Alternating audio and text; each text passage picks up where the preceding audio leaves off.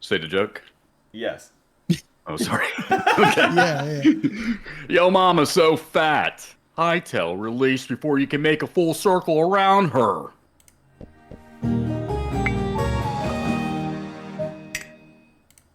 Well, on that note, welcome everybody to the Hytale podcast, your number one source for Hytale news and podcasts and more news and podcasts. I'm Chris here. And interviews now. Interviews now, yeah, exactly. I'm here with Myne, and we have a very special guest today.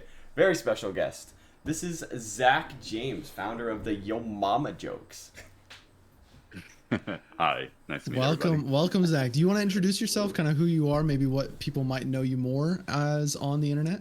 Yeah, so my name is Zach James. I'm what people are known as like a first generation YouTuber. And then I quickly turned into an animation producer, which is what people mostly know me for. And I produce and direct animated projects like Yo Mama. And then I do a lot of secret projects behind the scenes. So like I do a lot of We will secret get into YouTube that. channels. We will get into that. Those are interesting.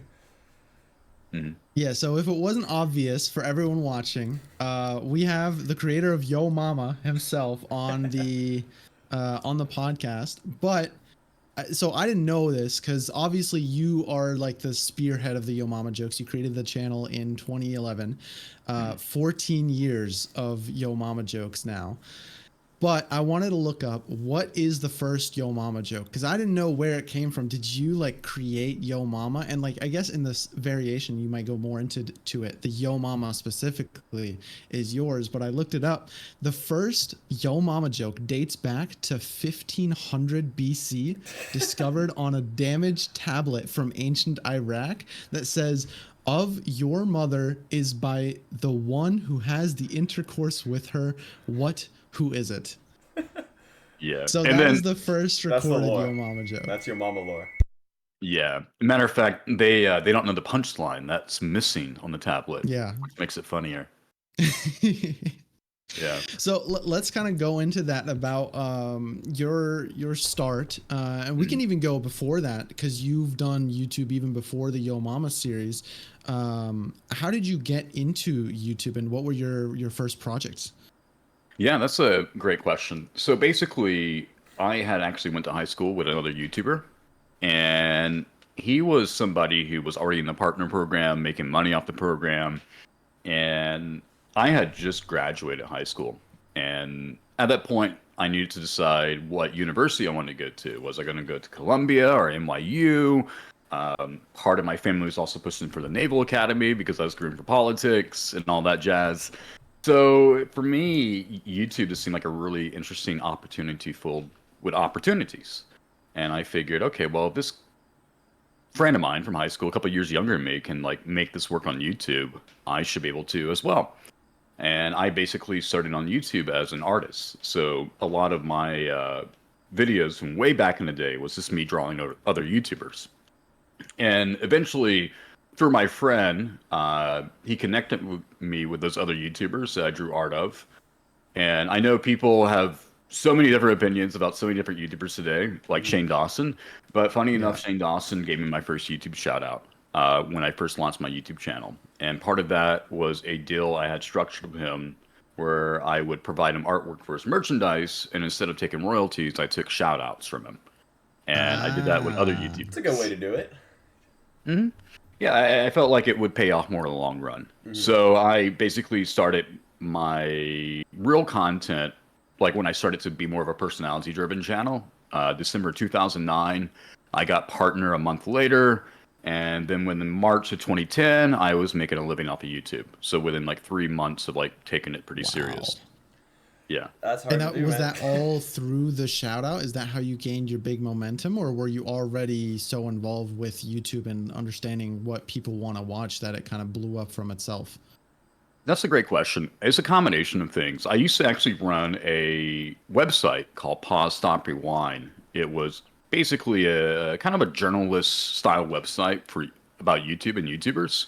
And I would interview YouTubers. I would write news and things that I felt was relevant for the industry. And it wasn't until like months later that I learned that people thought it was like a full team of people running this website when really it was just me. And a lot of these interviews I did with YouTubers, I would get some really interesting information from them that they wouldn't want to share publicly, but they would tell me about how the platform worked, how the algorithm worked, things of that nature. And so as I kind of built up this relationships through artwork and producing stuff for merchandise, I was also taking in a lot of information and feedback from YouTubers as I interviewed them. And I just kind of combined everything that I knew over the course of like months of interviewing YouTubers and rolled it into this YouTube channel where I started to get shout outs. So it was a combination of knowing what content I like to make, what content people like to watch, understanding like how the algorithm worked, what it meant to get into recommendations on videos and things of that nature. And yeah, no, that's pretty much how I started. Just kind of haggling my way through the system.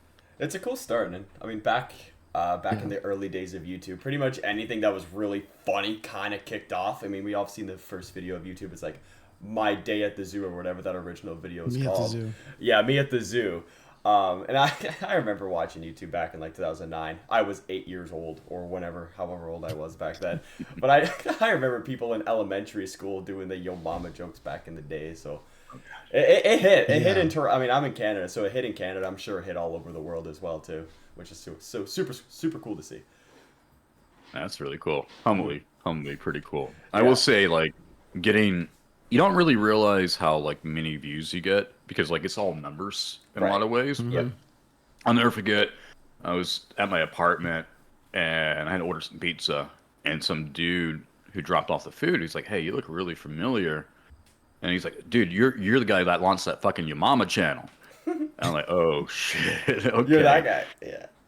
Yeah. So Was that the first time you got recognized? No, I've been recognized before in many different settings. But I think that's the first time someone recognized me for the Yamama stuff. And it was like, okay, I can actually kind of put like a face behind like a viewer. I was like, okay, I'm reaching like college potheads who deliver pizza on the side. There you go. Yeah. So yeah, Yeah, that's so pretty cool.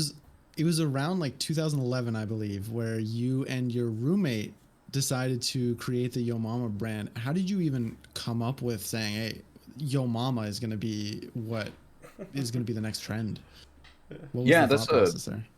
that's a very good question. So the way it was presented to me is my former roommate and co-producer, Keep the Heat, Alex Ingrete, was already working with an animator, and it was sponsored videos by BBC for Doctor Who stuff. Oh, wow. And he really liked the animation. He really liked the concept of taking it further. But the business model behind animation was really tricky even back then. So he basically said, "Look, if you could do anything with an animator and it costs about $10,000 per minute of animation, what would you do? And if you have an idea, I'd be happy to go 50-50 in on you." I'm like, okay, well, does it have to be a minute? Why can't it be 4 15-second videos? And this is back before YouTube had the watch time algorithm. So a view equal a view, no matter what. And my pitch was, why would we do a minute of animation, get 1 million views when we can do 4 15-second videos and get 4 million views? There you go. So that was the general concept of trying to create something in the animation space, but try to be budget friendly and understand how to create an ROI. Now, the Yamama jokes themselves was something that came from one of my videos. I had basically asked a question at the end of my video, like I normally would. And in this case, I asked people what their best Yamama joke was. And I remember looking through the comments, and it was 20,000 comments. It was 20,000 responses. How many views did that video have? Probably like 250,000. So like 1 out of every That's a 10 lot people of responded. comments. Yeah, that's great. Great. Yeah, it was ridiculous. Interaction. And funny enough, in that exact moment, as I'm reading through those comments, he asked me about the animation stuff. And I'm reading through the Yamama jokes, and I'm thinking, I can see this as a cartoon. They're bite size. A lot of the stuff that they joke about, like in a Yamama joke, is very Looney Tunes, if you will. So there's just no way to visualize it unless you turn it into a cartoon, right? Right. It's like, Yamama's so fast, he doesn't need internet, so he's already worldwide. Well, how do you film that? So it's a cartoon in my head. And that's how I pitched the idea, and that's how we ran with it. So it started out all as 15 seconds, and then did you when did they start becoming compilation videos? Because I think that's when they also, that was like a second boom of like the top 100 Yo Mama jokes.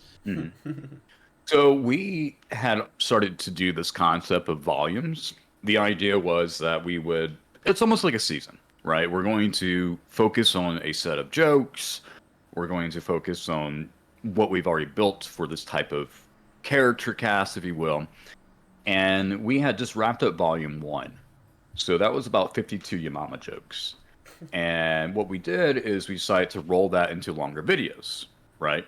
Just like, hey, here's the best of volume one. And so we uploaded those. And we just moved on to making volume 2 and 3. And around that time, YouTube had switched over to a watch time algorithm. And what's funny about Your Mama is that it is a channel that dies all the time, and it can just spike back to life. Sometimes through intent, sometimes through an algorithm change. And what happened was our channel was already kind of like plateauing around 250,000 followers. And watch time kicked in, and then suddenly our compilated video just went viral because we were the only like channel that could produce these type of content, you know, something a little bit longer than a minute. And back in that day, even today, there's a lot of unwritten rules that YouTubers use when it comes to their content distribution. Yeah. And for us, we don't really follow those unwritten rules. We're like, okay, well, we uploaded it once. Why not upload it again? Who cares? It's syndication. It's no different than like a rerun, right? And you know, as this kind of watch time algorithm kicked in, it just became apparent that putting these compilations together made a lot of sense from an algorithm perspective. Otherwise, our videos would not be suggested as much.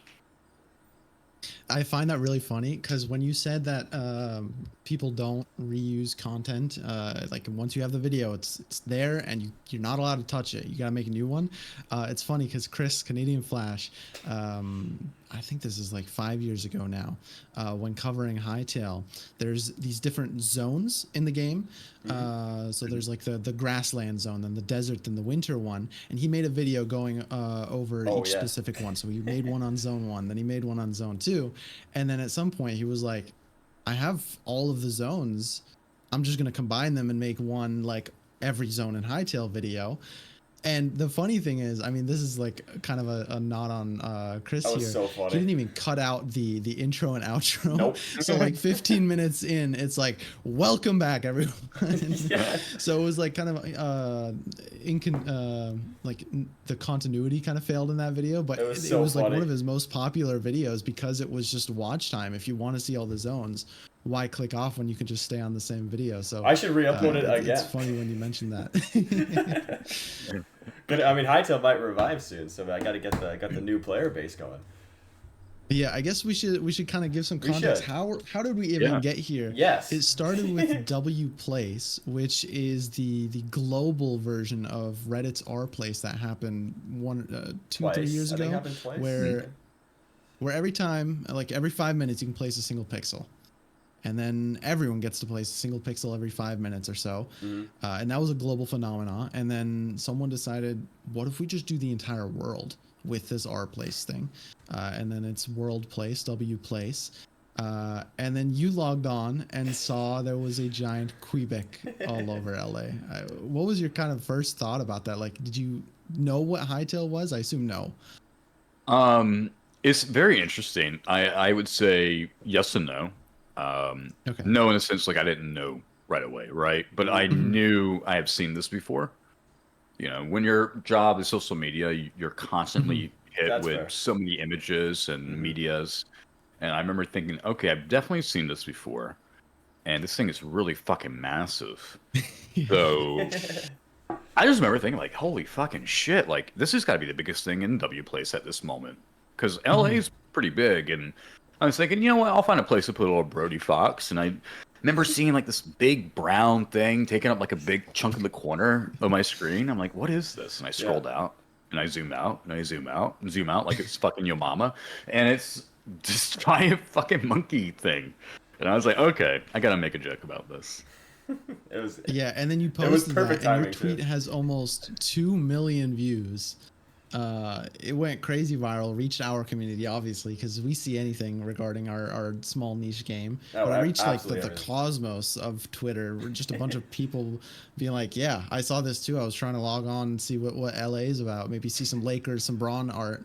No, And I see a Quebec. giant Save Hightail thing. It's like, well, okay, what is this? Above the Riot Games Um, headquarters in LA, basically. yeah, so Chris, do you want to explain kind of the why it exists in LA? Yeah, so Hytale was a game or is a game that's been in development since a long time now. I mean, we've known about it since 2018, really, when the trailer dropped, and then it went through a whole engine change back in 2021, and it's continuously kept getting developed. Went through in quotation marks development hell, and then it got canceled by the CEO in July. No, June. I think it was June. I already lost that Yeah. from my memory. So then, And if I understand correctly, Riot Games bought the studio that was already oh yes, working on Hytale, right? correct, That's And correct. correct. then they Yeah. canceled it. Yeah, so Riot Games Yeah, so purchased the a studio from Simon, Hypixel, and I guess Noxy at the same time, and they created Hypixel Studios and all that. Then the game got canceled, and then there was a movement called hashtag Save Hightail, where we're all just like, kind of protesting on Twitter to save Hightail, basically like bring it back, Riot. And then W Place comes out, and they're like, oh, you know what? A great thing to do would be to build a giant hashtag Save Hightail Quebec on top of the Riot headquarters in LA. And I guess that reached you, and now we're here. So, That's pretty so. funny. Now, I've actually been to Riot Games a few times for tours and meetings and stuff, so I don't know if I knew right away it was connected to Riot Games, but I figured, okay, they're definitely trying to get like some game developers' attention. We were. Yeah. Yes, that's Yeah. exactly what we were doing. Well, you did a good job. Yeah, because I think the so. original I think so. trailer was one of the most viewed video game trailers of all time. It reached over 60 million views, which Oh, wow.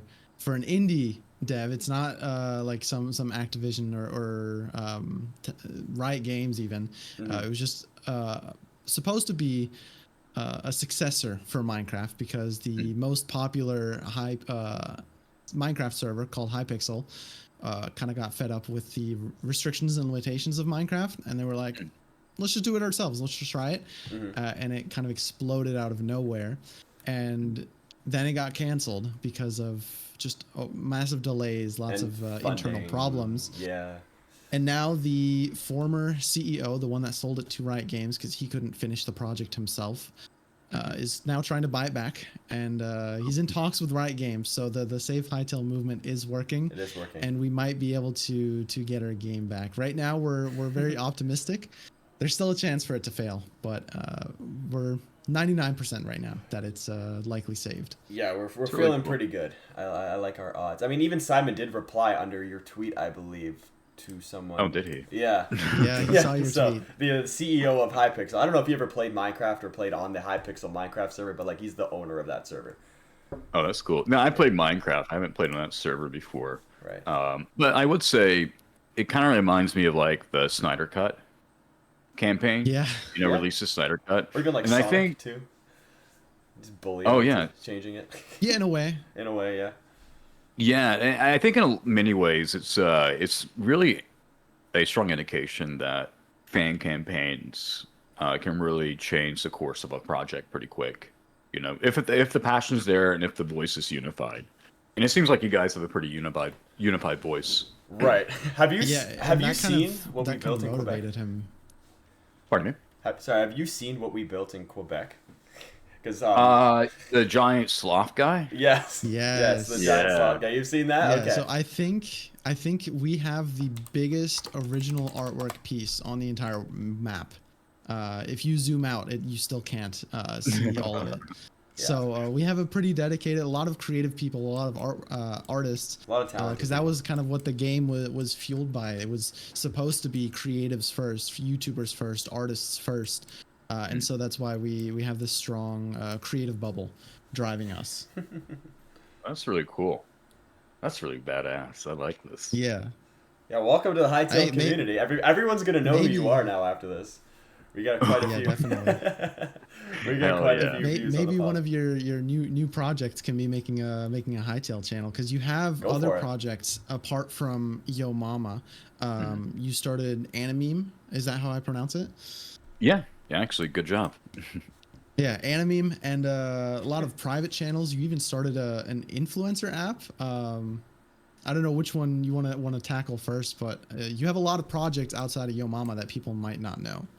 Yeah, definitely. So a lot of it comes down to what I said earlier. That is, I've always seen YouTube as an opportunity of opportunities. And being part of this community so early on meant I was part of like what is known as the Great LA Migration, right? This is when everyone was moving out here. And I remember sitting down with Machinima. I was actually one of their first YouTube partners that they signed over there. I remember sitting down with Maker Studios, Full Screen, Big Frame, all these different companies. And a lot of those conversations taught me more about the business side of the industry. It also taught me some of the gaps. So there was a lot of holes in the industry that I felt that needed to be filled up. I felt in many ways that content creators were kind of lazy, respectfully. Yeah. Um, What? yeah, I mean, I've gotten into some interesting debates with some popular YouTubers about the fact that they don't even A/B test their thumbnails, and this was like years ago, and now it's common Hmm. practice to do that. Hmm. So yeah, I definitely been part of things. There's been projects I've been involved in that didn't quite work out, and that's good. That's fine because you have to kind of go through the motions in life and learn what you can. Right? Success is not you find that one thing and you do a really great job at it. You know, success is often stacks of failures that you learn from, and then you eventually apply a lot of your lessons. Um, and when it comes to like starting up new companies and things of that nature, I learned a lot from it, uh, and definitely achieved what I wanted to respectfully achieve in those roles. But if I ever felt that I couldn't take it further, or if I'm not the right fit for something, or I'm in over my head, I'm one of those people where I want to respectfully step back, right? So I've been involved in projects. I've stepped back from projects. I try to fulfill my roles within those projects. But when it comes to things that I do alone, like just as a one man team, I like to build up new social media accounts, whether it's TikTok or Facebook or YouTube. And I try to do this for two reasons. One, I like to continuously learn the algorithm. And sometimes the only way you can learn is to come in from the ground, from nothing, from zero. Hmm. So if I tell people I have these channels, people might flood them. I might get subscribers. It might not even be Yeah. the audience I'm looking for. So it totally screws up my data. Um, and two, it's kind of like a workout in a way, in the sense of I think a lot of people will see like the Yamama channel and they go, well, you got low views, you're just re-uploading content, etc. But for me, I can go, well, look, I know my shit. I'm gonna go over here and start a bunch of stuff that I'll never tell you about. I'll make money off of it. I'll get YouTube plaques for it, Hmm. and then I'll just move on. So it's a good way to work out, but it's also a good bit of reassurance that I know what the fuck I'm doing. It diversifies my portfolio, my revenue streams, and sometimes, if I feel like I don't want to take that project further, I can just sell it to somebody else. So I've done that before. So Nice. yeah, build things in secret. Are you allowed to How say many how many? plaques do you have? I was gonna ask the same question. Uh, God, I don't know. I still haven't hung them up yet, but let me see. I got like this like three sitting right here in my drawer. Oh, Just casually. just casually. Yeah. Humble brag. And, Yeah, cool. and I got like another one coming in for 1 million subscribers on another channel. Nice golden one. And yeah, and I'm actually planning on starting up a brand new channel. Potentially in October. I will build it in secret for 30 days, but then I'll make it publicly known what that channel is. Hmm. And I do that for two reasons. One, I feel like it's an audience that would actually like this YouTube channel. But two, I want it to be an opportunity for people to learn, right? A lot of what I do is consulting on the side, and I value my time and my knowledge, so I'm pretty expensive to hire. But I feel like there's a lot of common sense stuff that's not necessarily that common sense for a lot of people. And I want to be able to teach people something that I feel like could really give them a stronger foundation when it comes to YouTube. So building in public would really allow me to answer a lot of common questions and to show an actual example in real time without having to give away everything that I know simultaneously. So if we see a Hytale channel pop up in the next month or so that blows up, gets like 10,000 subscribers, I think we know who it's gonna be. I wish. No, I have thought about Hytale. I was just having a conversation with my neighbor today. Um, and truth be told, I really think this is like a really cool community. And one of the biggest things is A, the community's got to be there. And B, I got to actually have Yeah. a passion for it, right? I don't want Hmm. to just grift my way into something. Absolutely. So if the game's cool and it does release and I like it, then yeah, I'll totally make a YouTube channel around it. Awesome. Have you done YouTube channels for gaming? Like, have you just like branched out into different niches? Like, how do I tackle the finance space, or how do I tackle you? I mean, you've done the animation. How do you go about choosing these new channels? It comes down to kind of a perfect storm of things. One, is it a niche that has some legs, like people are actually watching this? And two, is there enough room for someone else to come in? And three, do I actually bring any value, right? And again, it comes down to making sure it aligns with some sort of passion of mine. Now, what does that mean exactly? Well, I could be, for example, really into Roman battle tactics. Let's use that as an example. And Right. so, yeah, I could dedicate an entire YouTube channel to Roman military strategies, and that will like Thrilling. pull in an audience. Yeah. Yeah. I mean, we see those all the time. Especially history is a big one that I mean, they're called faceless channels. You just see one every other week. New faceless channel, usually with animation, because that's the easiest way to Hmm. explain history in this case. And they just talk about, say, all of the funny financial issues in the 1400s, or the most stupid wars that lasted a day. So I assume that you might be a part of some of those channels.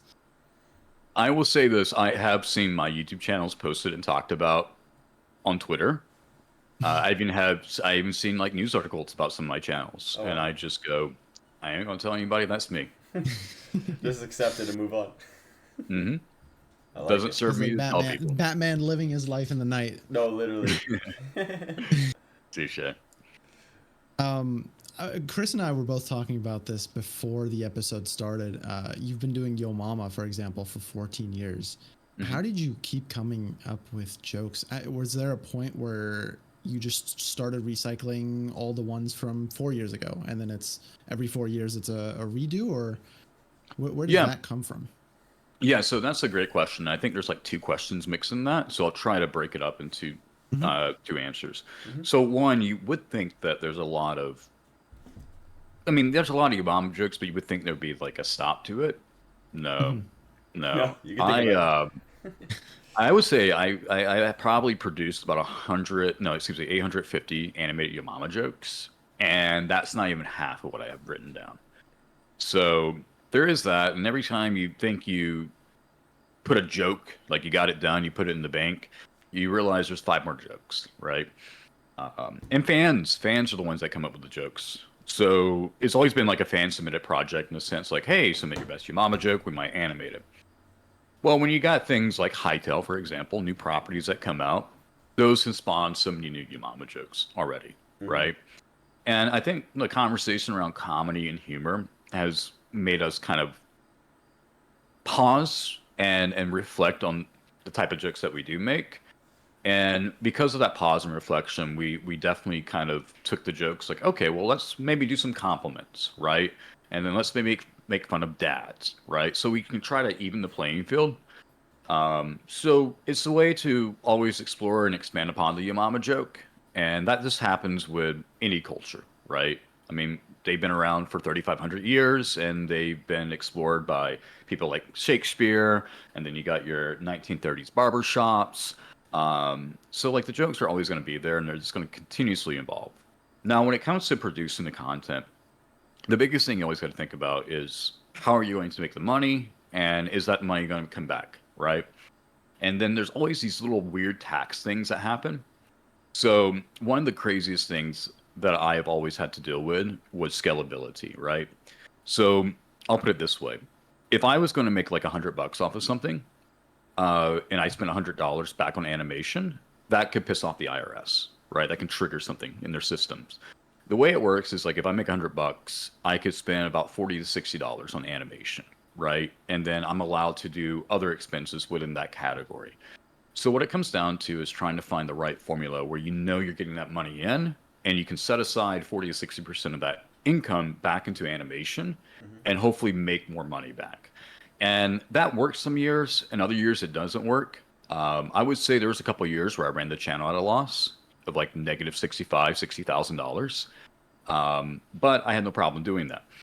Now, what I do right now is I recognize that the YouTube landscape is really weird. It's not really animation friendly, and it just doesn't make sense to try to beat a dead horse if the horse doesn't even have a pasture to go to, right?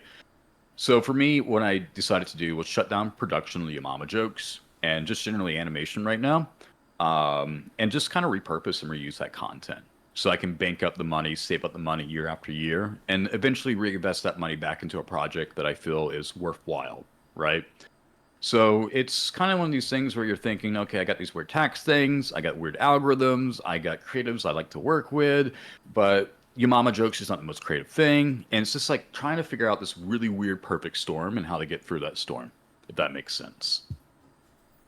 It does. So, I mean, your channel blew up. Did you see that in real life as well? Obviously, on the internet, you mentioned numbers are numbers, and then someone finally recognized you as like, oh, I think you make the Yo Mama jokes. What were some of the craziest fan interactions that you had I would throughout say this? I would say my craziest fan interactions are actually the ones my mom has. Um, Really? Oh God, yeah, so your my mom Well, mom I is mean, your I guess mom. that makes sense, It does right? make sense, yeah. your mom. Yeah, exactly. Um, so I obviously I have to be careful about the details I share, but my mom works at a company that has a program where foreign exchange students, like doctors and nurses and surgeons, work at this company, right? And they always somehow know who the fuck I am. Like not even just the Yamama stuff, like my old YouTube stuff. So I just found out this week that I have like a big fan base in Turkey. Oh, Isabel, what do you call it? How you Interesting. pronounce it? yeah. Yeah, yeah. And it was really fascinating to kind of go through that. And I think in a lot of ways, my mom, being a mother, she likes to talk about me as her son, Uh-huh. and that casts a bigger net, if you will, when it comes to getting a response, right? Mm-hmm. So, there's been moments where, I mean, one time she ended a relationship because the guy she was dating's son was a fan of mine, things like that. Interesting. Yeah. And That's so I awkward. don't, yeah, so I guess in a lot of ways, those interactions are my mom because she puts it out there. For me, I just try to keep it mellow and cool and not tell people what I do. She's proud of you. Mhm. I hope Yeah, so. yeah, there you go. Yeah. Damn, yeah, I didn't think about the fact that if you make Yo Mama jokes for a living, Yo Mama's gonna see a side of that as well. Hey, just never Mhm. tell. Just never tell. Just got to do that. Go faceless, never tell her. Well, what's so funny is, so I was part of a Facebook gaming exclusivity thing for a number of years. They basically pay me to stream gaming on Facebook, Mm-hmm. Oh, and I you did. got one of those contracts? Oh yeah, that was a good paying contract. Was it? Ah, nice. Oh man, Mhm. that contract would have set you up for retirement. But I spent it on Yeah. cartoons. Oh man. So basically, they gave us these all this merch, custom made merch, and my mom has I left it at her place, but she has like this big like puffy sports jacket, and it just says "Your Mama" on the back, and Of she wears course. it all the time. That Just is out in so public. wholesome. Just imagine going to like a Yeah, sporting event and she's like, "It's your mama's mama." That'd be crazy.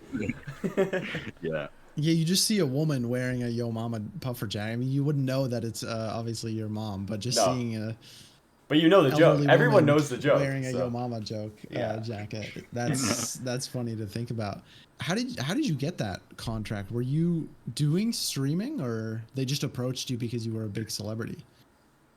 Um, that's a great question. So in this scenario, I swear I must have done something in a past life because shit just kind of falls in my lap. Um, I just connected with somebody as a manager, and he pitched me. And Facebook's like, well, he has a big fan base, but we don't know. And I'm like, okay, well, I'll just live stream on Facebook and show you. And they're like, okay, we'll give you the contract. And it was really weird because I almost felt like I didn't deserve that contract.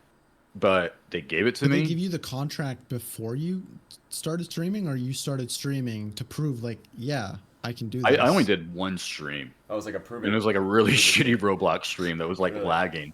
They're like, well, he can stream. We'll give him the contract. Hey, he has internet. Congrats. Dude, that was the craziest That was era, fun I though. think, of social media. With the Mixer, the Facebook, all of Hmm. those contracts going around. You I saw remember those. numbers. Oh, Yeah, they no, had that a was. lot of money. That's for sure. Oh, yeah, yeah, no, and look, I was lucky to be on as long as I did. Like, I was very surprised they kept me till the end. So. Oh, they didn't like cancel your contract after you did one stream and then never again? No, they kept me on for 3 years. Nice.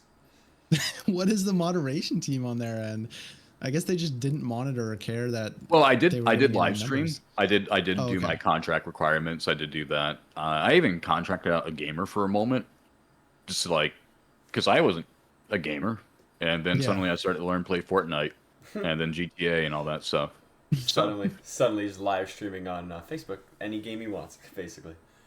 yeah, That's awesome. yeah. It always You're just interests me. completing Though. side quests left No, and right. literally, we were talking about that earlier. Like, you just do a bunch of side quests. Like, it's kind of fun. That's literally that is the description that people use in my life. Zach just has nothing but Yeah. side Really? quests. Because we were Yeah, looking I at your want to hear wiki. something about that. We were looking at your wiki, and there's a one tab called the trivia tab, and it says he has his own album called Faded and Animated. Mhm. How did that? So you make music. Yeah, how did that come Um, out? How did that start? Yeah, that was just a combination of things. One, I wanted to build up more of our music catalog just so that we had something that we could dip into, Mhm. even just from a instrumental standpoint, as opposed to going out and licensing music. So, $2,000 per track, that's pretty cheap for something that highly produced. And that was coupled with the idea that I have a friend of mine who was also a roommate of mine who does work with me every now and then. Nice. He's really into music. I won't share too much about him, his personal life, but basically he's really into music, really into producing music, and we've always just kind of shot the shit back and forth, always making up rhymes and things of that nature. And he encouraged me. He's like, "Hey, why don't we just lay down some tracks or lay down some bars, do something?" And I took it on as a challenge from an autistic standpoint because it really helped me to learn more about my brain, learning how to hit pockets, learning how to, uh, hit certain rhythms, and just being able to write and figure out rap schemes and things of that nature really pushed my brain further. Um, and it was just a fun mental exercise. I do have more music I've been sitting on I haven't released, but maybe I will. But I just did it for fun. Yeah, we also have made some music in the Hytale community. I feel like we've done pretty much everything there is creative wise. We put out so every year we have a charity live stream. Oh, cool. Have you heard of Thankmas before? That Jacksepticeye hosts. I'm familiar with the concept, but I didn't know that was the name. Right. So every year, Jacksepticeye hosts Thankmas, and it's a giant Christmas charity live stream. And there you can add yourself to the Tiltify, the charity page, and have like your own micro community, and also do like your mini Thankmas essentially. So in 2021, I think the Hytale community decided, hey, this is awesome. We love charity. Let's we can get the community together. Yep. Let's do something for Thankmas. And so every single year we have raised money for charity alongside Jacksepticeye, and we raised over $50,000 now for Oh, wow. charity, feeding children and building even a house in Africa. Yeah. 3D So it's printed definitely houses my would be cool. highlight. Yeah. It's definitely my highlight every single year. And That was last year. Last year. we decided to make an entire Hytale themed album with original music, covers. We had all of the artists come together and create a unique cover art for every single song. So it's always a blast. And I kind of spearheaded that. I love making music myself. So seeing everyone really get cool. together and make music was fun, but working with that many people is nightmare, especially content creators. Yeah, especially me. Oh. I'm a terrible singer, so sorry for mixing all my stuff. Yeah, no, it's fun. I always enjoyed music, and it's I'll put it this way. Probably one of my favorite music projects I ever actually worked on was "Do You Want to Build a Math Lab?" It was a Breaking Bad Frozen parody that we had produced. The concept, the idea came through a friend of ours, and another YouTuber, Steve Cardinal, really liked the idea, and he's like, "Hey, I really would love for you guys to do this. Why don't you make this like into a reality?" And I explained the economics of it. I explained, okay, well, if we're going to go for this, this is the budget we're going to need, and I'm happy to do this amount of money, but going past this would kind of put me into a territory that I'm not really sure about. And so he's like, okay, well, how about I help finance it? So we had a couple other YouTubers that came in and wanted to finance this thing because they really love Breaking Bad, and they also want to be part of the writing team, which is totally fine.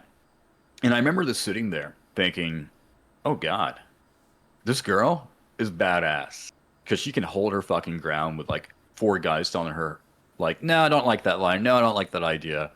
Mhm. And they're like, she's like, no, I like it, and we're gonna do it. And I'm like, oh, I fucking like her. She's cool. And it's really interesting to see like creative egos clash with each other. Oh yeah, It and how, especially with YouTubers. oh yeah, Yeah, mm, been there. yeah, yeah. It's look, you have to have a little bit of an ego. You have to kind of stand your ground and protect yourself. But when you collaborate, you have to be willing to compromise a lot. Yep. And I think for me, it's always been interesting to see because look, I have my own thoughts and ideas. I'm always also open to feedback, but I'm also trying to hit algorithm standpoints. And I'm also like trying to coordinate creatives, and a lot of times the work that you do is just trying to make sure everybody's happy, and not even the work itself, and that can be exhausting. I mean, you have a lot of experience with working in teams, working solo, and then also doing collaborations with different YouTubers. Mhm. Who were some of the best people you've worked with? Some maybe some big names that come to mind. Yeah, I would say Steve Cardinal. He was really big for a long time. Um, Now he just kind of like does his thing, but he's really fun in a lot of ways. He's somebody who's very comfortable with his masculinity, and he'll be like, "I'm gonna dress up as Ariel and the Little Mermaid with a beard and be on Omegle and film people's reactions." And I'm like, "That's pretty Meagle. badass." And I liked him because I'll never forget this one year at Big Con. He's like, "Hey, if I got you a bikini, what color would you want?" What? I'm like, That's a "I'll do very yellow." weird question. Oh yeah. Yeah. Well, it kind of led us to this point where we spent the entire weekend walking around in bikinis at Big Con. And I don't know why we did Sure, it, but we did go it. for it. Why not? And funny enough, we did that at one point walking to Taco Bell. And this is in Anaheim, right? I get a Facebook message from somebody I went to high school on the other side of the country. And they said, hey, this may seem random, but are you walking around in a yellow bikini in Disney World? I'm like, yeah, that was me. No way. Yeah, That's too funny. That's probably one of the weirdest DMs you probably ever gotten. you would hope. Oh Yeah, I know exactly. I would hope. Jeez. So he was always fun. And then Crazy Russian Hacker was someone that we did like a set of in Soviet Russia jokes with him. A little hard to corral when it comes to getting the voiceovers. He doesn't really have the best voice setup, but he's so fucking funny. He's so funny. Crazy Russian Hacker Taras is 6'5" Russian guy who lives in North Carolina but loves the Panthers. That's another thing too. Like a Russian guy cheering on for the North Carolina Panthers is a sight to be seen. So he was really Love fun. it. There's a lot of really fun people out there I worked with, and there's certainly people I would never work with again. I assume those names are not to be named. Nah, nah. The thing is, I Figured. might have my own thoughts and feelings, but at the end of the day, we're human beings, and I don't Exactly. think it's fair to say anything bad about somebody. I respect I think that. a lot of time I have to separate like having discussions or problems with people's content and then the individual themselves. And usually I draw the line of like, okay, I might not like your content. I don't really have a problem with you personally, and it doesn't need to go any further than that. and then you don't have to interact with them. Yeah. Yeah. You know, the thing is I think oftentimes we forget that people are trying to do a job. Yeah. And they're not exactly who they are on the internet and things of that nature. And it's like PewDiePie. You know, I met PewDiePie before. Really quiet guy, really nice, really humble. Uh, Completely different person than what you see on like on YouTube. And you know, I guy's always been pretty nice. He always seems pretty chill. I just feel like he's a dude who just happened to blow the fuck up and couldn't didn't know what to do with it. But no, he did it. I mean, he did a good job handling his fame. But you know, look, there's people's content I don't like, but there's people I do like. You know, and I think it's important to separate people like that. Yeah, now you see PewDiePie Yeah, just definitely. living his best life in Japan with his wife and kids. It's like, what else do you Yeah, want? he got the best ending. Yeah, that's what I'm Yeah, saying. no. Yeah, he definitely did. And like what he was already dating his girlfriend before he even blew up on YouTube. Something Yeah, like So, almost a that. I whole mean, thing then they kind of almost. grew up on YouTube together, him and whatever his girlfriend's name is. Now their wife, so super cool. yeah, very happy for them. Mm-hmm. So I kind of want to go more into your personal life as well, because I found a video. You said you just like doing stuff because you can, especially because you have money and it's fun to do that. You threw a party with mermaids and Oompa Loompas, was it? Yeah. And just because you could, or This is basically where we had started up another company, and it was something that we had started up as a way to take what we could do, but wasn't animation related, and put it somewhere else, right? Mm-hmm. And God, that was a weird fucking set of months. So basically, somebody who we knew said, "Well, the best way to get your name out there is to throw a party." I'm like, "Okay." I'm guessing that's an LA. LA. Is that an LA thing? Yeah. Yeah. It it is, but I'll tell you this: around this point, VidCon became really the experience went downhill. Okay. A lot of times, what happened was we would have these parties. You'd be invited, but you'd be in line forever. And then you go through the motion of going to the party and everything. You realize this party fucking sucks. This party isn't for me. It's for agents and talent managers. No one really cares about the influencers at these parties, or they do. It's somebody very specific, trying to meet somebody for a brand deal. Mm. And I just remember thinking, you know, if I was ever going to throw a party, no fucking agents, no talent managers, full flown influencers, like just have it be balls to the fucking walls. And we were already talking about this, and someone had suggested, why don't you just do a party to get the name out there for this company? And I'm thinking to myself, that'd be pretty badass, but I don't know how we can do this in 2 months. And we did it. It was the most stressful project I ever worked on in my life. Um, you know, coordinating that many people, trying to close sponsorship deals, being autistic as fuck and doing all that.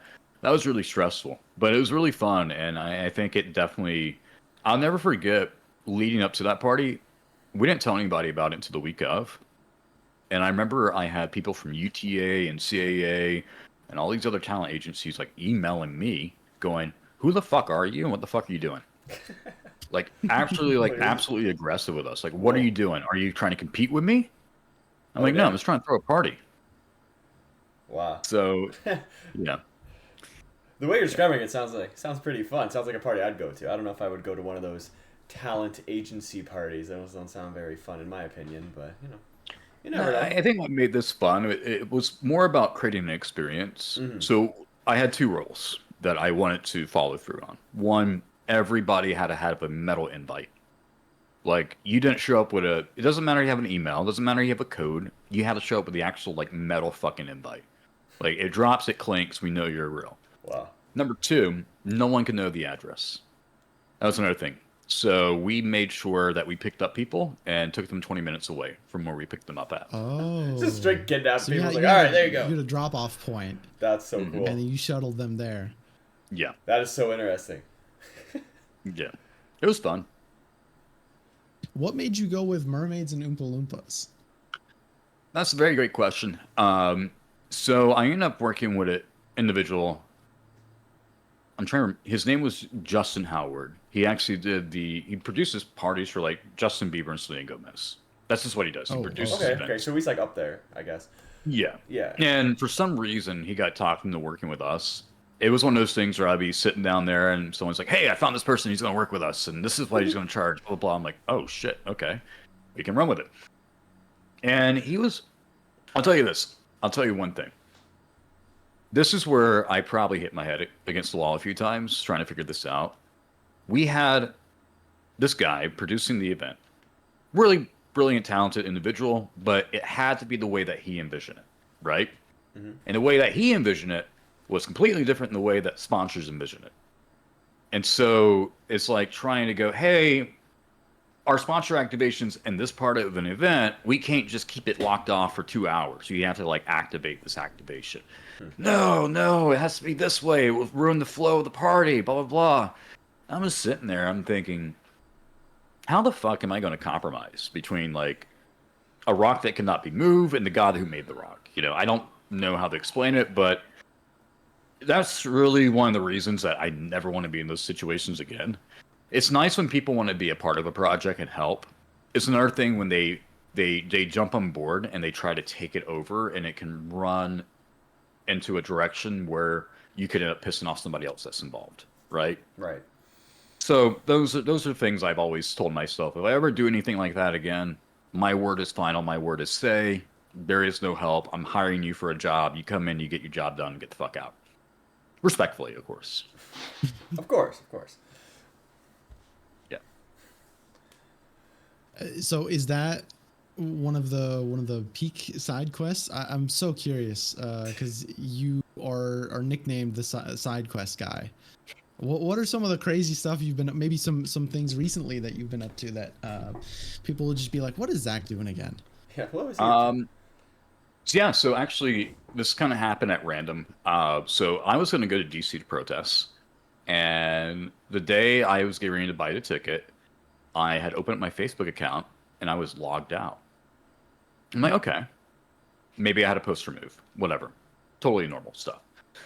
I try to log back in. They're like, hey, you're not allowed to post for 24 hours. Okay, whatever. I click continue, and it took me to an error page. I'm like, okay. Well, I'll give it 24 hours, see what happens.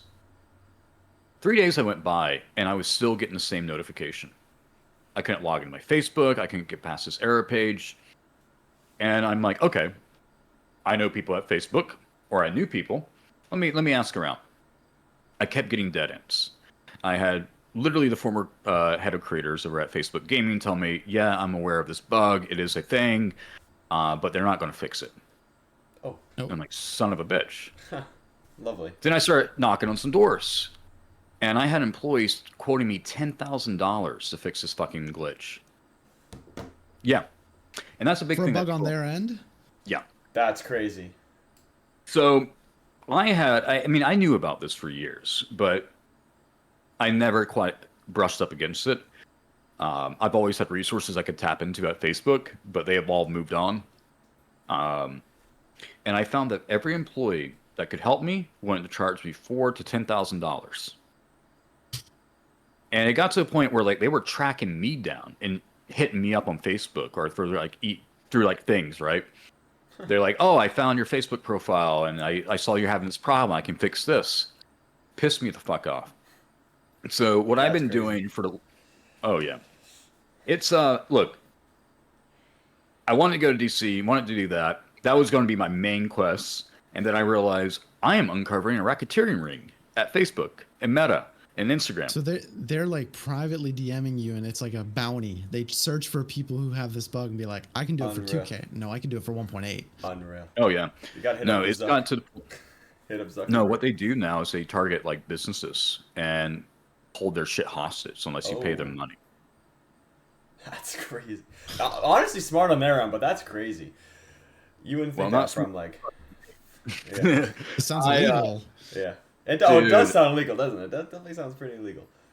It is. There's a lot of different things. There's so many layers to this, but the current stage I'm at is I'm in contact with the California Consumer Protection Agency on an investigation that I forward over to them. Basically, Facebook declined all my privacy requests to get my data. Declined it all 7 times. Illegal. I've been in contact with my senator. and my House representative for Congress. I'm in contact with their staff members, and I've been working on a report that's about 110 pages long that details everything. Sounds like a side quest. Everybody from cases to emails to I even paid somebody to fix something. So now I have a transaction that I can show where like I paid somebody a couple grand to fix an issue, not the glitch issue, but a different one. So I can show it does work. And Wow. I found the platform they use. I know what escrow service they use. I know how they take their payments. I know all the crypto wallet addresses. And I'm just going fucking balls to the wall. I'm like, I want complete fucking reform on this shit. Hell yeah. And the thing is that Facebook is dealing with a much bigger issue that they're refusing to admit to. And I should say Meta. Meta turned on their basically Trump pissed off Mark Zuckerberg, and Mark went back on his promise of like having actual moderators, and so he turned on his AI moderation. If you ever had a photo of your kid or a photo of yourself as a child, or if you're like a photographer that takes family photos, your shit got suspended for child sex exploitation content. Jesus. And right now, Meta is so inundated with so many small claims lawsuits because that's the easiest way to get them to like give your account back. I'm talking like thousands of small claim lawsuits just around the country, and that's not including all the shit right now around the world. That they've asked all the judges to postpone their trial dates by an additional 30 to 60 days because they can't keep up. And it's because of my AI moderation system. And you know what happens is you pay Meta Verify to get some sort of customer support. So like 15 bucks a month. These motherfuckers can't help you. They don't know what to do because they don't have access to the tools. They're not Facebook employees or contractors with a simple prompt system. So there's a big fuck you that Meta's pulling off right now. And I think it's really important to make as many people in Congress aware of that as possible. I know that some of my efforts have kind of translated over to other states. So I know Hawaii State Senate is looking into Facebook right now and their AI ban systems. And really, that's kind of what I've been dealing with. I'm a pissed off autistic guy, and I'm taking on Mark Zuckerberg. Yeah, go get They, him. they banned the wrong guy, They did. They and They now did. it's getting insane. How dare I they mean, log these you A- out that one time? You know. Yeah. I mean, the Well, AI luckily- moderation stuff is going crazy too. Yeah. There's a news article the other day that someone ordered 18,000 cups of water from Wendy's, and now they're rolling back the drive-through AI ordering Oh system. my god. AI is Yeah. hilarious. It's just a and mess. it's funny at the same time. It's a great tool. I do yeah. use it a lot for documentation purposes, aka I might have a bunch of thoughts that I need to formalize, professionalize, structure out a little bit more. I use that a lot. But what pisses me off is that the idea that you can just turn on AI and be like, yeah, it's gonna fuck up, but we're gonna learn from it. The thing is, your fuck ups are actually affecting real people's lives, and you're not being held accountable for that. And the fact is, Mark Zuckerberg is all about moving fast and breaking things. That is his motto. He thinks that no one in Congress is going to like hold him accountable. But the thing is, this is a issue that both sides of the aisle will get pretty pissed off about. Republicans and Democrats, they don't like that shit. Especially if you want to call a bunch of people pedophiles and they're not. Yeah, that's not a good thing for your PR. No, definitely. Yeah, not. I think that's the thing they've been united on is like regardless of what your political views are, you hate Meta, you hate Google, you hate the big tech giants because they're screwing over everyone. Oh, yeah. And it doesn't matter what your beliefs are. If your account's getting suspended, you want your account back, or if they're stopping you from doing certain things, that's a problem. And especially if it's not even a human moderation.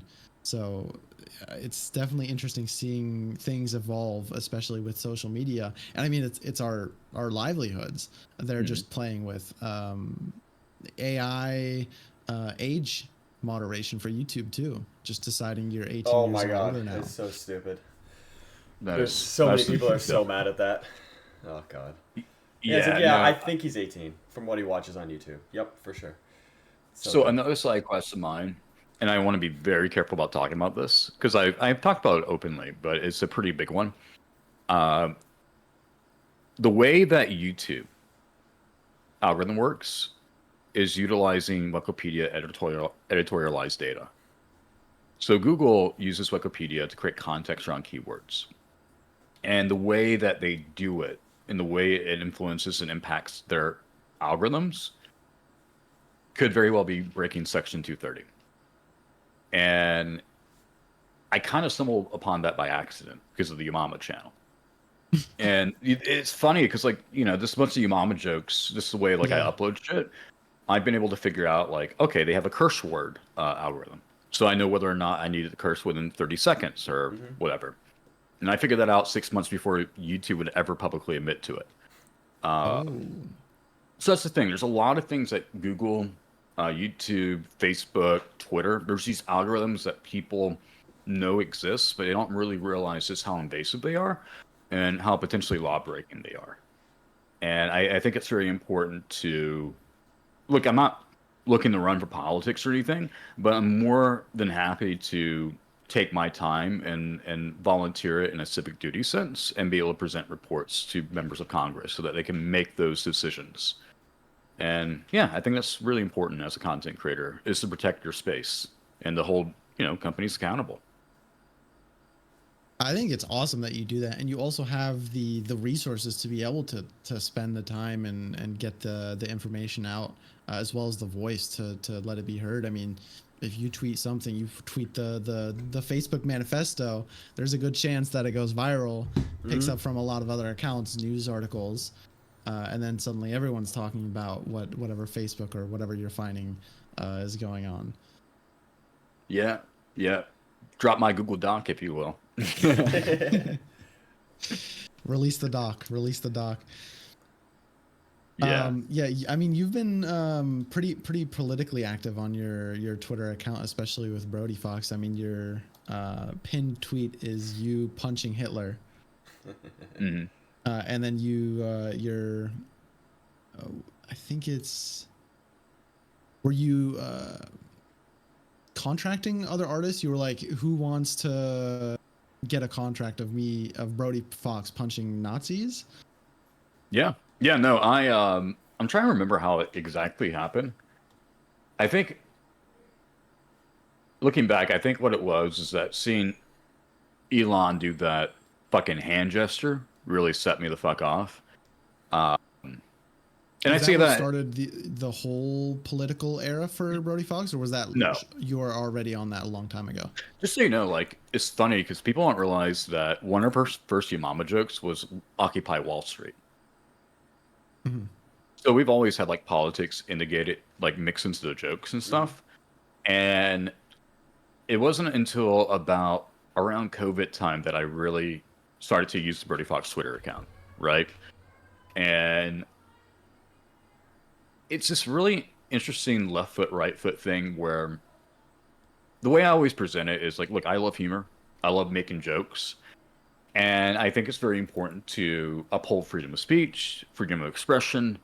I think, you know, cancel culture can overextend itself in many ways. And we have to be able to have humor as a society, but deal with issues as a society, right? And for a lot of people, depending on who you're talking to, if you go grab a few people off the blue sky and they're like, what do you think about the Yamama guy? They'll be like, oh, he's a misogynistic, sexist asshole, right? He's a prick. If you go grab a bunch of people from Truth Social or even on Twitter, they're like, oh, he's a fucking libtard, right? So if you're like an extreme on either end, you're not going to like me, period. But the way I see it is one, it's important to use your influence in a way that's going to be beneficial for people.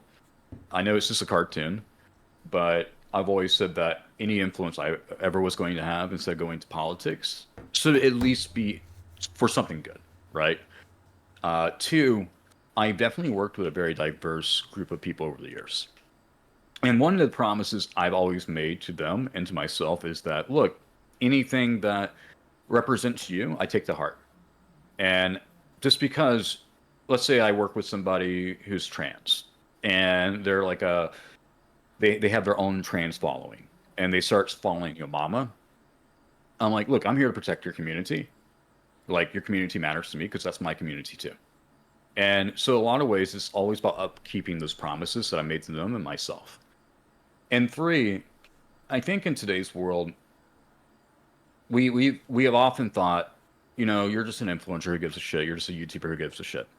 It's unfortunate that there are people that fit that description and they're so politically vocal. And what they're doing is they're really influencing a lot of young minds because they also gamble and they play video games and they can make women jokes and stuff.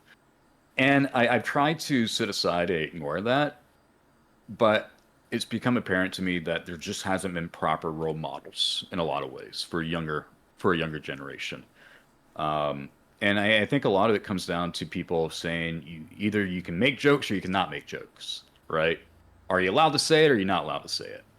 And I think it's important to represent a middle, if you will. Be like, no, you can make jokes, you can have a voice, you can say some really fucked up shit, but you can also still be a good human being. And you don't have to pick and choose these really weird extremes. So yeah, it's a combination of things. And the representation, I mean, you said it a lot in this interview, and I did want a subject on that. You mentioned that you're autistic. It's a big part of your life. And I know there's a lot of people in the Hytale community, for example, that are very autistic or are on the spectrum. And you, for example, are someone that had a very extreme upbringing, being I don't know what the right term is. Is mute a correct term for not saying any words until 4 years old? I don't know what the, I would. That's a very good question. I believe nonverbal would be the more appropriate nonverbal, terminology. right? So you had nonverbal autism until 4 years old, and you've kind of been able to. You've had challenges in your life, and you've been able to push through that and make a successful career out of yourself. So I kind of wanted to ask you how autism has affected your life, and maybe what other people can do as well. I know it's not so cookie cutter, but Yeah. Well, I think in a lot of ways, I'll say two things. One, I'm very fortunate to have the autism that I have. Truth be told, I take in information and I pick up on patterns, right? And I was very fortunate to have that and be exposed to 2 dozen countries so quick, so early on in my life, that I think it gives me the ability to interact in social interactions in a way that maybe I wouldn't be able to. I can understand body language really easy. I can have conversations with people even if they don't speak English. It's communication really does go beyond what you say, and I was very fortunate to learn that very very early on. Um, Now on the flip side, a lot of what I learned about my autism, I only learned in the past 5 to 7 years. Um, I grew up in that household where it's very much, oh, you speak, you get straight A's, you're a genius, you beat autism. But that's not really what autism is, right? There's so many more layers to it. And I think it's always important to I think it's important to embrace your understanding of yourself. Why do you get upset? What makes you angry? What can cause a burnout? Um, Being able to openly talk about it, but also not use it as a crutch or as like your one identifying marker. You know, I tell people all the time, "Oh, I'm having an autistic moment. Give me just a moment. Give me a second." Or if it looks like I'm not paying attention, I be like, "No, I'm paying attention. I'm just autistic. Give me a moment." And I think that's fine. I think it's okay to have those conversations, and I think it's important to do that not only for yourself but for those around you, so that people don't have a misconception of what autism really is. And I would say if I had a piece of advice for anybody on autism, it would be try to really listen to how your brain works. Listen to it. If you like puzzles, treat your brain like a puzzle. Try to figure out where that thought comes from before you even have a thought. I think that's like really fun to do. If you can figure out how your brain works and how you think and how you feel, especially on the autism spectrum, you can really catch yourself before a lot of things happen. yeah, that's awesome. Chris, do you want to say anything? Because I've been kind of spearheading the questions here. Oh no, it's all good. You can keep going. You wrote out the doc, so. Yeah, so that was really inspirational, and I think there's there's so much to learn from you. I would kind of end the podcast, the interview, and see is there a final story you want to leave us on? Something either funny or just unbelievably crazy. Oh God. Whew. Okay, I'll tell you what. I'll give you some options. Oh, Okay. I'm ready. All right. I Okay. like Okay. options. I can tell you a story about how I almost ended up in federal prison. I can tell you a Okay. story of how I almost died in the forest, or I can Okay. tell you a story of how I was kidnapped. I'm leaning towards the kidnap one. That's crazy. All right, Yeah, kidnapping. go for it. I mean, Let's do it. I So- want to hear all three, but I mean, I guess we'll have I to do get you on wanna a hear all pod three, again. but- We'll just get you on the pod another time. I can rapid fire them real quick then. let's So go. I was Go for kidnapped it. twice as a kid. Once in Bermuda and once in Thailand. Oh my god. Okay. Bermuda had a neighbor that kidnapped me, took into his apartment, basically tried to do weird shit with me. But my boy. parents caught it pretty quick. And in Thailand, some dude or a couple guys had ran through. One grabbed my brother and one grabbed me and ran in different directions. And so my stepfather chased after my brother, and he just paid like this kind of, I don't want to say shopkeeper, like stand keeper, like someone who's selling shit on the street. Just paid him like some extra money for something, told him to keep the change. The guy was really happy. Well, that motherfucker jumped out and chased me down. So I was recovered twice. No way. The other thing, two, almost died in Aspen, Colorado. Basically, I was flown out for the Winter X Games by Machinima to interview people at the skateboarders and snowboarders and stuff. That's so cool. Well, they didn't really tell you about the altitude and the alcohol. Oh. And I made a mistake of like getting really drunk and trying to cut through a street to get back home quicker. And somehow I just ended up in the middle of the goddamn forest, below freezing weather. Had no socks on for some reason. Oh my god. I didn't have the proper like clothing. I had a pistol in my hand so I wouldn't get frostbite, and it took me about 6 hours to find my way back.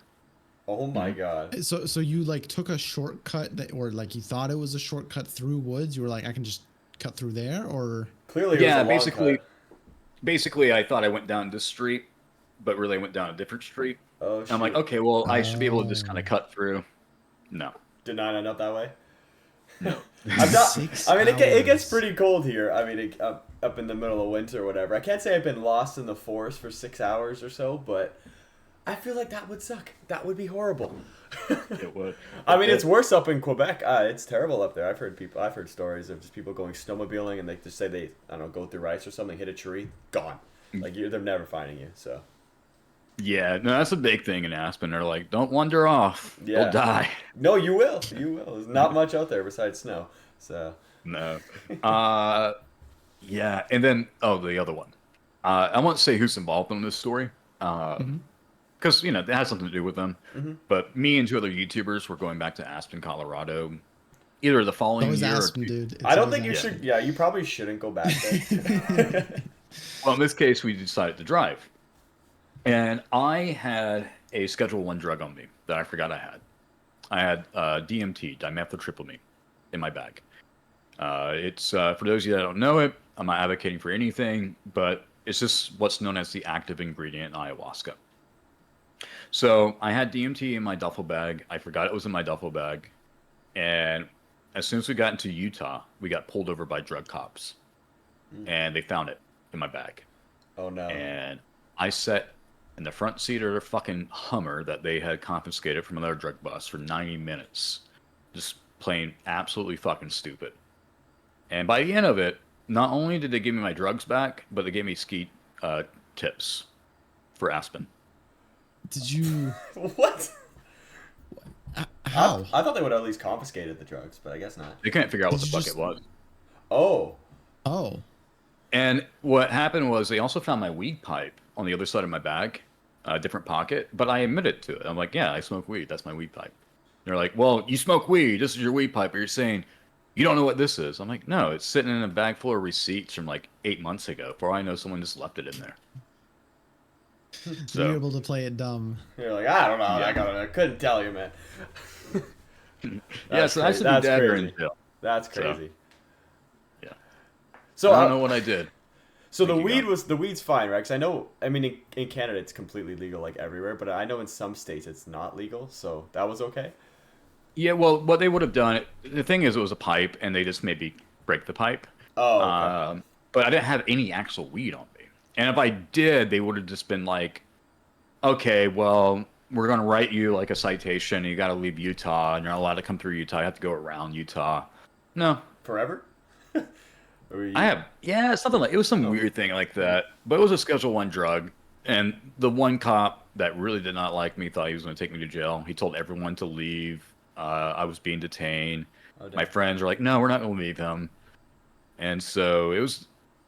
I guarantee you, those cops definitely think about that incident to this day because They're I probably like, have no hey. idea what. Dude, I was getting to know like their fucking wives' names. Like I was learning more about them than they could learn about me.